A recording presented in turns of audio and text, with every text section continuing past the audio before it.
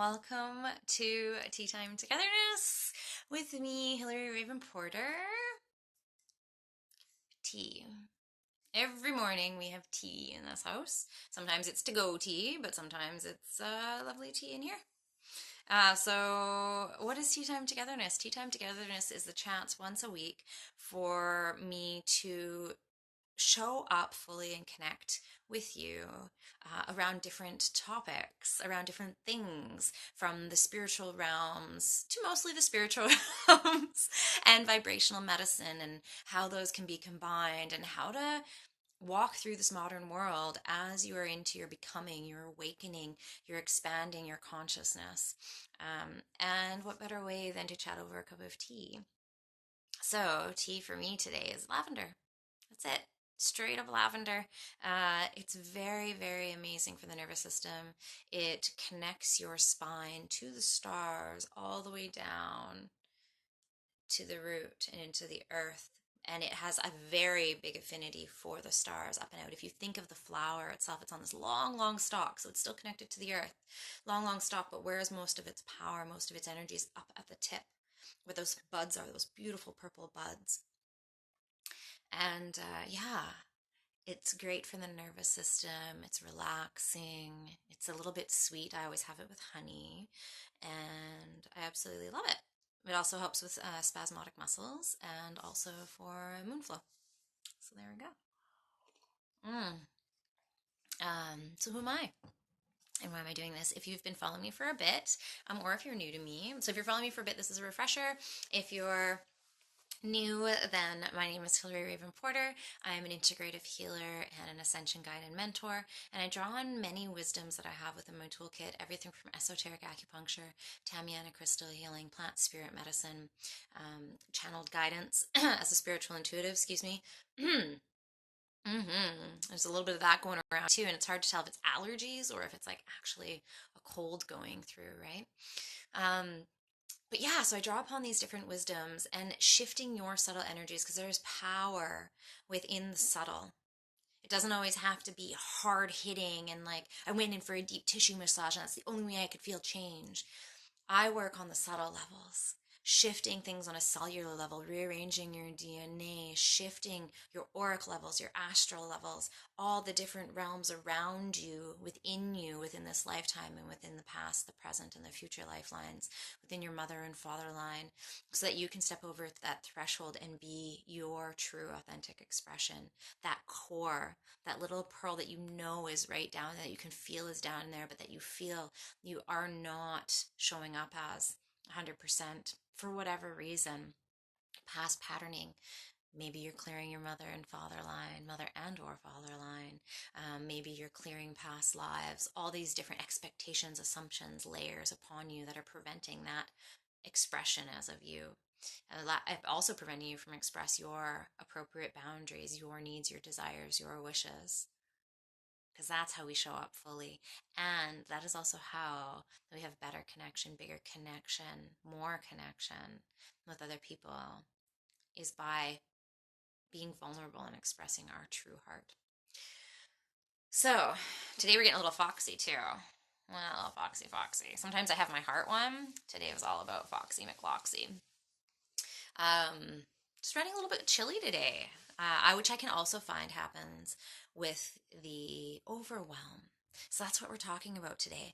We're going to have a little chat about overwhelm, about the hypersensitivity. So if you're watching the replay, I'd love to hear how this manifests for you if you choose to share.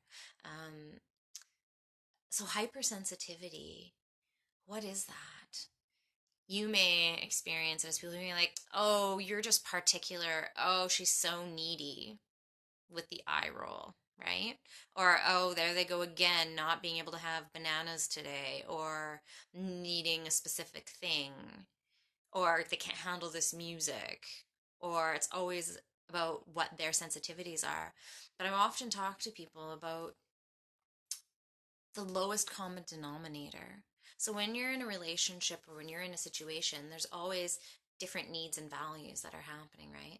But there's some things that there's the lowest common denominator that we have to meet at to be able to move forward. Because if this person is down here and this is as high as they can go for whatever reason, and this person's like, oh, like, let's just use music. This person can only handle in this moment. We're not talking always. Maybe it is always for them, but if it in this very moment, because needs change, they're like, you know what?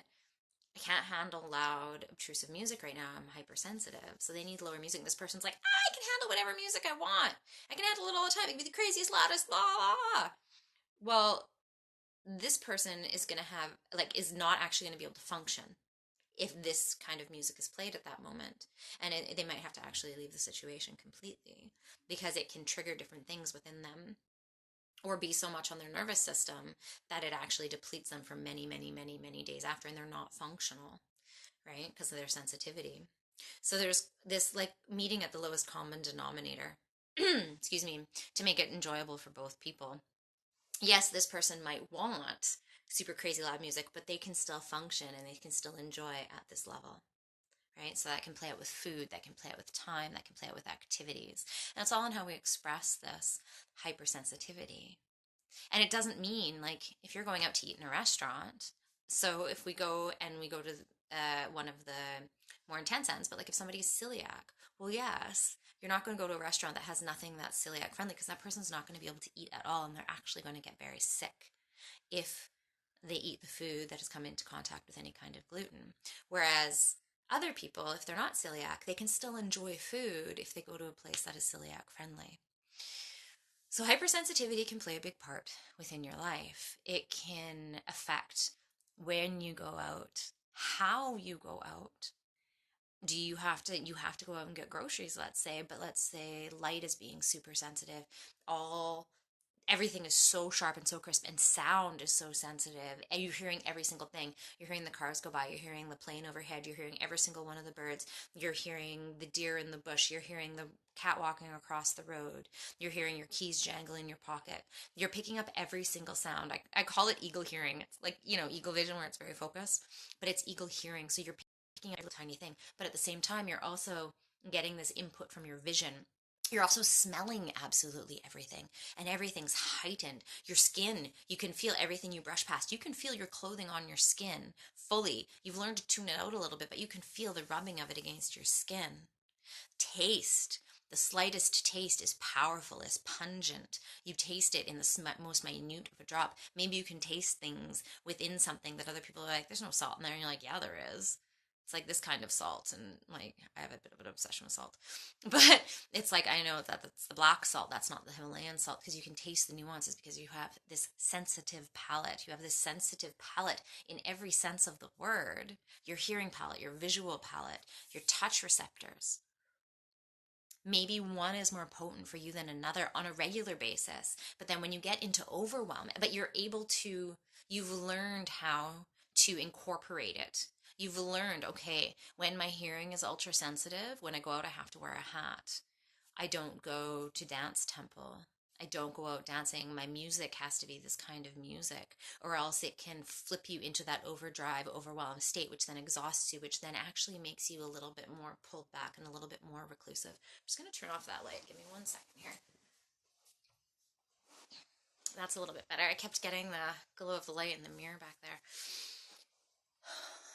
So yeah, you get to learn your sensitivity. And sometimes, especially in the beginning when the sensitivity comes, it can feel like a pain in the butt because you were used to living in this certain way, these certain things that you enjoyed. One, you don't really technically enjoy them anymore, partly because you're hypersensitive, but also because it doesn't resonate with how you are now vibrating. Because you have shifted, but you're like, wait a minute, but I used to really like going out for drinks with friends. I used to really like going out dancing at night on the weekends. So for example, I love dancing. I love going out. And it got to this point. So we went out to Crystal Method recently, which was a total trip because that's like back to my I used to be a raver back in the day. So we're talking like, wait here. So like 22 years ago now. Oh my goodness. That's a while ago. And this was one of the main, you know, main people groups. I used to think it was a group, but apparently it's just one guy. So that's how much I knew back then. I was just listening to the music. Um, but we really wanted to go see them. My partner really wanted to go see them. And so we went to see them and I was like, okay, this is not something that it was enjoyable for that night, but I see why I wouldn't go out and keep doing it. Felt hungover the next day. From the smoke machines, from the flashing lights. I also easily go into Kundalini like state with certain things, which it also includes flashing lights. And this was intense. And the earplugs, because it was cranked so loud that the bass was making it so you almost wanted to puke because it was just vibrating so loud. So, but I love dancing, and that's how I used to go dancing because that's what it was. It was going out at night. That was where you would go. And so after I moved to Victoria about 10 or 11 years ago, that's basically what I had to reestablish. I was like, okay, I really have to go out dancing. But after my cracking open, after my pure awakening, those things were not actually enjoyable for me anymore. But I still enjoyed dancing. I still enjoyed being around people and dancing to music. So I had to find another way to nourish that aspect, but not in the same way. Blessed here in Victoria to have this thing called Dance Temple.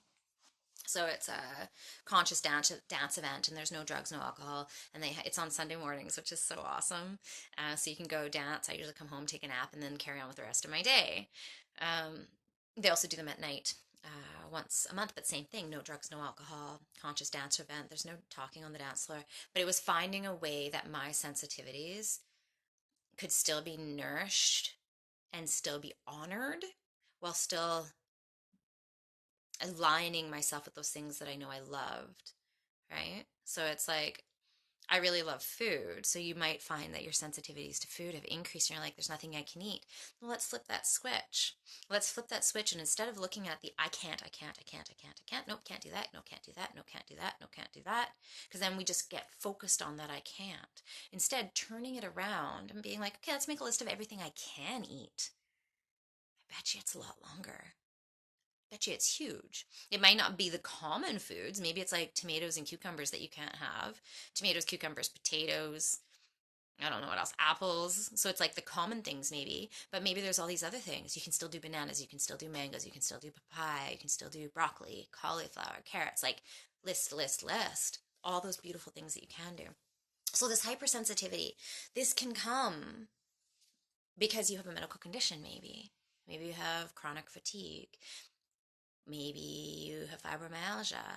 Maybe you have an eating condition. Maybe, I don't even like calling it a condition. Maybe you have these things that you work with in this moment, that you are needing to work with in this moment, that are coming out physically, which often, I actually have the belief that it is always the background vibrational levels. So once it's at that level here, manifesting within your physical being, that's basically the like, hey, you weren't listening for all these other little things that came up. Hypersensitivity can also come up with the awakening, with your becoming, because you're cracking open. Your expanded consciousness has you vibrating at a higher frequency. So you are able to pick up more things. Because if you think about it in the sense of, let's say you're vibrating, I'm just going to use numbers for the ease, but let's say you're vibrating at a 10. You can't really pick anything else up above 10 because you have no knowledge of it. You can't really feel into it. You're not vibrating anywhere near there. But you can pick everything up below 10 because you had to go from 1 to 2 to 3 to 4 or 1 to 5. But like you went through the levels from all the way below you to where you are at now, right? So you know those tiers, you know those planes somewhere within your system. So you can resonate with them. But to go up, you're like, So let's say you're now vibrating at 100 or even at 15. You now have another 5 vibratory levels that you can pick up.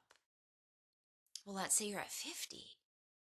That's another 40 on top of the 10 that you used to be able to pick up. Let's say you're at 100. And I know these are just arbitrary numbers, but do you get what I'm trying to convey here?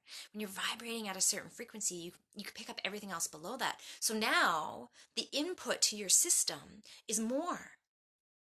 You're picking up more colors, variances in color. Somebody can be like, oh, that's blue. And you're like, yeah, there's some red in there. Yeah, there might be a little bit of yellow in there. Oh, yeah, there's a little bit of black in there. You're picking up more sounds. So if you're sitting, like if you take a moment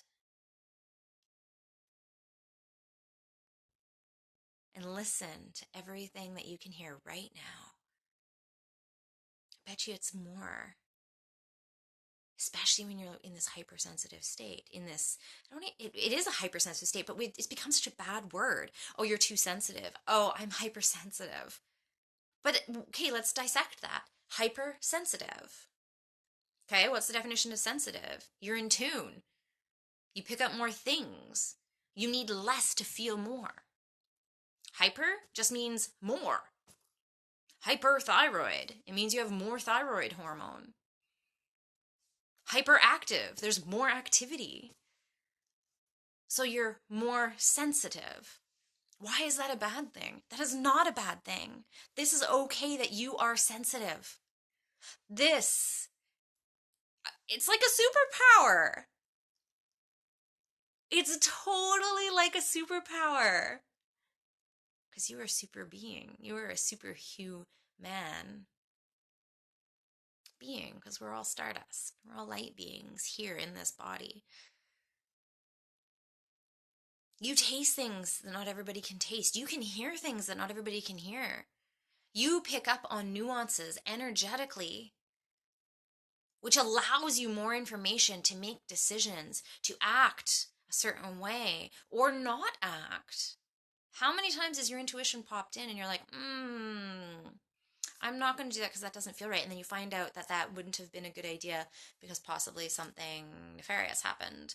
Or you were like, oh, this was because it led you down this different path that was so perfectly aligned with you. Or you even were just intuiting what you felt your body needed for nourishment. You're like, wait, I'm really craving that. I really need a lot of bananas today. I don't know why I always go to bananas, but I really need a lot of bananas today. And then the next day you feel amazing. The next day you're like, no bananas for me. But you're like, but I feel phenomenal. I needed them yesterday. I know what my body needed for optimal performance, for optimal showing up as this light being in this dense body.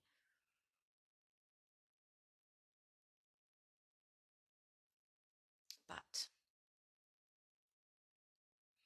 what can this hypersensitivity lead to? What are we doing in our daily lives every day? We are taking care of ourselves. We're possibly working multiple jobs. Maybe we have a job and we also have our own business. Maybe we have children, partners, pets, family members, aging parents that we're taking care of, friends that we are offering support to,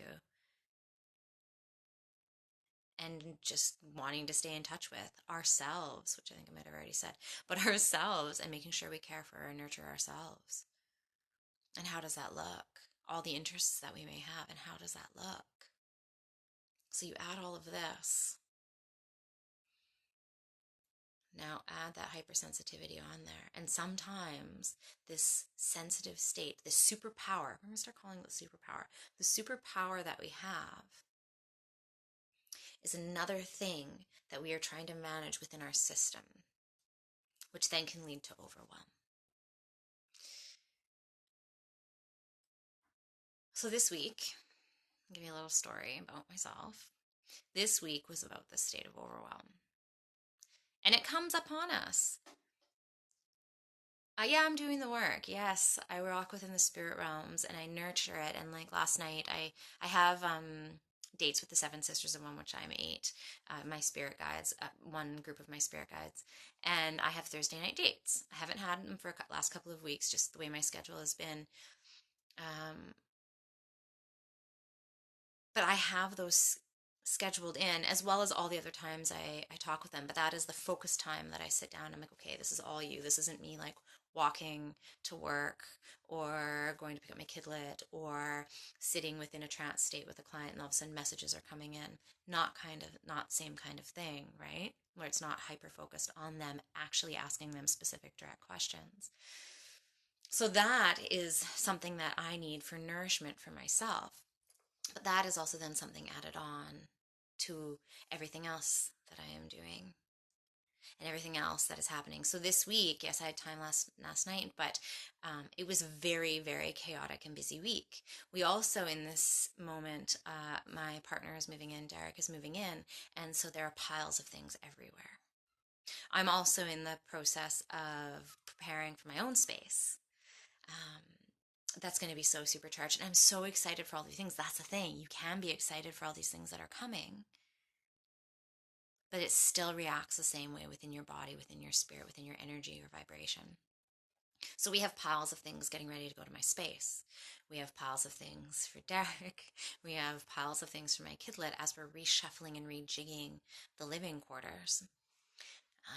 And so that paired with all of these amazing things, I just released my 8-week Tamiana journey from force to flow, which I'm beyond excited about. I already have a couple of people signed up, and it's amazing, and I'm so excited for that. But then that's another thing that I've been working on this week. And then the place that I work, the Market Garden as well, has just been blowing up in the sense that it is such a beautiful, high vibrational community space, and people are finding out about it. So that's picking up. So then orders are picking up. And then with the Saturn retrograde thing that's happening in the sky, so that's another thing that's happening. And so I, at a couple of points this week, broke down. I was just like, I am so overwhelmed. And what happens when we're in the state of overwhelm? We start doubting ourselves and what we're doing. We actually can't show up as our true self in the way from a heart intuition space. It's not that we can't, it's just more challenging because we feel like we're just like, nope, thanks. I'm just gonna curl up in bed with my blanket and one of my kids' stuffies now for a little bit, you know? So I broke down a couple of times. I was tears, like taking a minute after not even conflict, but um, no, yeah, conflict on a certain level of people subtly passive aggressively bullying towards me, which usually doesn't get to me. I've I've done a lot of work in that area, and it used to just completely crumble me, and it doesn't now. But this week, because it's like the straw that broke the camel's back. And all of a sudden I'm like asking people for more hugs than usual and just like shaking, and I was like, okay, it's time to pull back in. This overwhelm and the sense of sensitivity. So already have my superpowers are heightened. Superpowers. But now they're even more super. I even have more superpowers. So walking yesterday out in nature, and I could hear every little sound, every plane, every car, every animal. Like it was, and everything was so clear, which is so beautiful.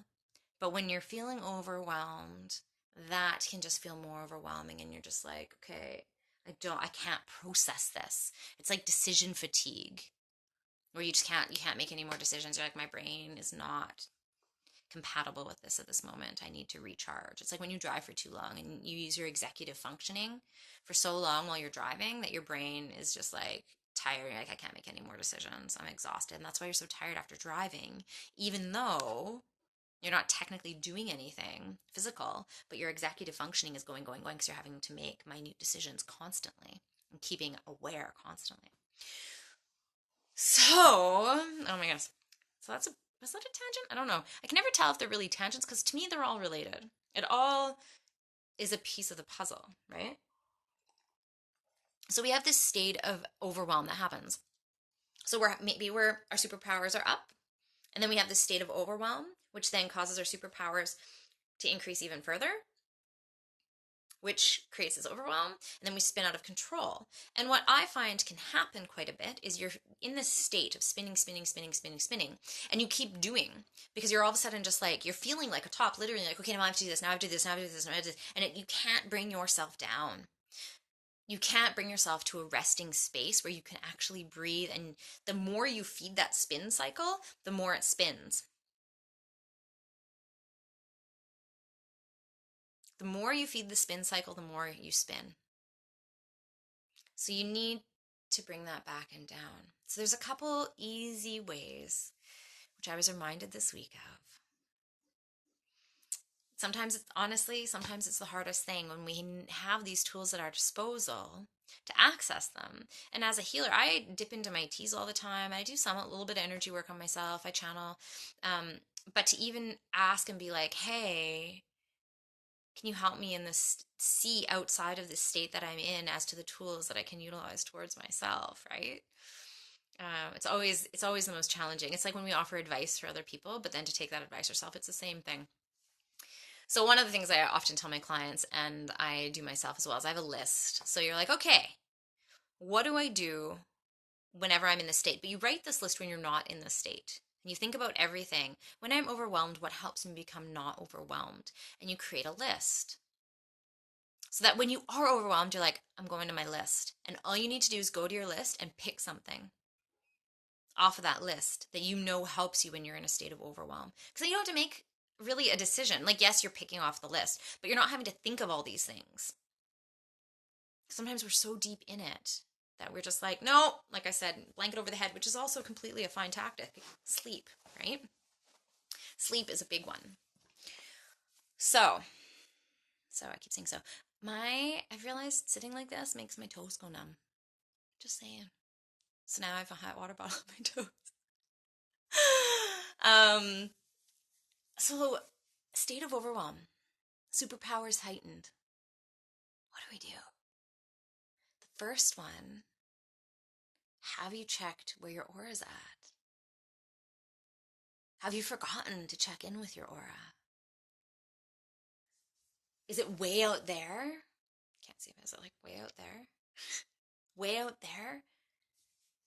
Because if it's way out there, how many other things is it connecting to? Other beings? What other energies is it picking up? So the simple aura manipulation technique, I've talked about this many times because it is the most beautiful, amazing technique. But if you haven't heard it, perfect. But if you have heard it, a nice little refresher. So basically, picture your aura as two layers. One layer is colored. Mine always ends up being like a butter yellow. Let me tune into it for a sec. It's interesting. Today it's like butter yellow, but the layer closest to my body, so it's about this far out right now, the layer closest to my body is lavender. Lavender moving out to a butter yellow. And then you have a second layer, not four, two. Second layer. The second layer is like the heat waves off of the pavement.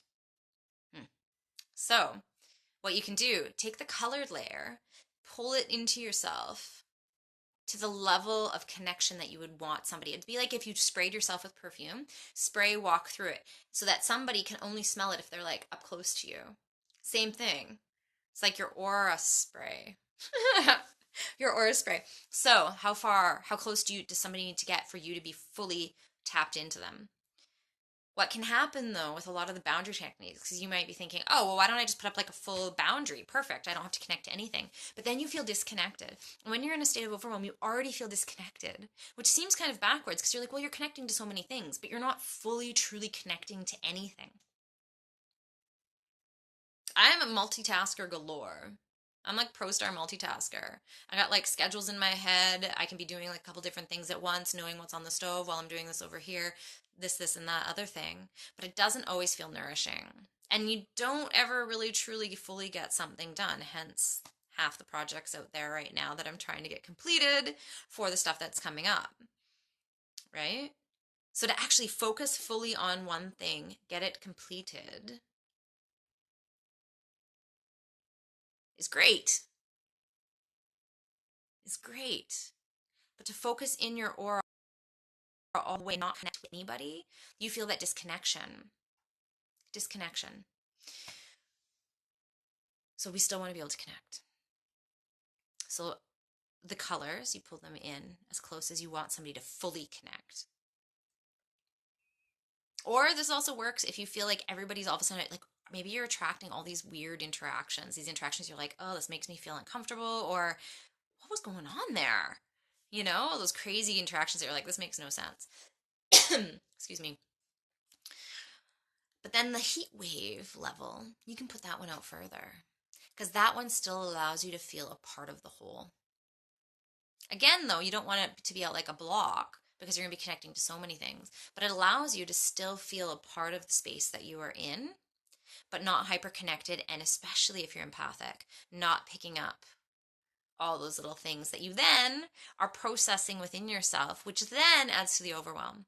So, colored layer in or out as far as you want, and heat waves out a little bit further or a lot further, depending on where you're at in that moment. If you have any questions about that, please ask, because it is a technique that I've found. There's a word I'm looking for. It's not immeasurable. It's offered so much relief. I highly suggest practicing it in a space where you're not overwhelmed first, so that it just becomes, it's like the list, right? It's just something that becomes easy to access when you're in that state. And I find I use it on a regular basis. It's kind of almost actually happening in the background all the time with me ever since. This is a technique I've probably used for, when did I last? Probably about 7 or 8 years. And yeah, it's saved me many multiples of times. I used to not actually be able to go out in public because I would be having 3 or 4 Kundalini or seizure-like states every single day, and would be triggered by the smallest of things and overwhelmed by situations out in public. And this was one of those things that allowed me to then partake and slowly build up. And amongst other tools that I learned during that time, I was very blessed to find a mentor at that time. So, where's your aura at? Let's check in on that. The next one, when did you stop last? When did you stop? So we talked about spinning, feeding, spinning, and you're like, here it goes. So picture yourself, you come home from work, you come home from doing whatever it is you're doing throughout the day. You come home, you make dinner, then you clean up, then you prep the kids' lunch for, and then you put the kid to bed, and then you go to cleaning part of the house, and then you go to do some business work, and then you go to feed the cats, and then you're laying in bed, and then is that when you stopped? Was when you went to bed? To wake up and then prep the kids for school, get the kids to school, get yourself out the door, go to work, go to work on your business, go to see clients, come home, do the same thing, go to bed. But when did you stop other than sleeping? So a great way to include this throughout your day, to stop, to pull back, to breathe, is literally consciously say, when I come home from work, taking 5 minutes to sit. 5 minutes to not do anything, to breathe in that space. If you have a patio and it's beautiful out, I so can't wait to get out there for these videos. Our patios also have piles though, so but sit on your patio. Sit on your couch. Find the cat, pet the cat for 5 minutes, breathe into that space. Lunchtime, whenever your break is, whenever you allow yourself nourishment, don't just eat, and then go back. Between whatever it is that you were doing and eating, take 5 minutes and just sit. Set the timer. So, like, if part of this is thinking, well, I have all these things to do and I have to get all these things done, but how well are you showing up to all these things? So setting the timer also puts a container on it, which allows your brain to actually settle a little bit more. It allows your brain to settle in and be like, it's okay, 5 minutes, the timer's on. I know at the end of the 5 minutes, I can go back to my list, I can go back to my doing. Then eat your lunch, then take another 5 minutes before you go back out. But consciously set these times to literally just stop. Ask somebody for a hug and be like, do not let me go for a count of 120 seconds. Do not let me go for the count of 60 seconds. And just allow yourself to sink into that space. And the third one, which I've touched base on a couple times already, probably because it's so prominent right now in my life, is clutter. But we're not just talking, so if you think of clutter, you automatically think physical space. Yes, that is one. That's why we have feng shui. That's why that's so powerful, allowing the flow of energy to move through things, right? Marie Kondo, yeah, right? Clearing the space of what we don't need, having things organized. Because if you have all this stuff around you and piles of stuff, you might be like, oh, that's fine, it's just there. But it is still going into your brain and affecting the vibrations in there. Because the background is going, well, what am I going to do with this? And I have to do stuff with this. This is stuff, this is clutter. So we're not just talking the physical space. What about your mental clutter? What kind of things are going around and around and around and around? And why do they keep repeating themselves? Why do these patterns keep coming up? What is the root of what you are worrying about? Do you have a root fear in being found out? Are you not living in an aligned light way? Aligned with your light? Aligned with your truth? Aligned with your morals and values? Have you done something recently that is affecting that? And you keep ruminating about that? You're not showing up in the way you want to?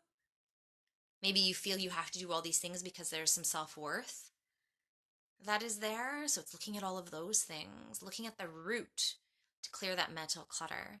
Then we talked about the physical clutter. What about the electronic clutter? How many pictures do you have on your phone?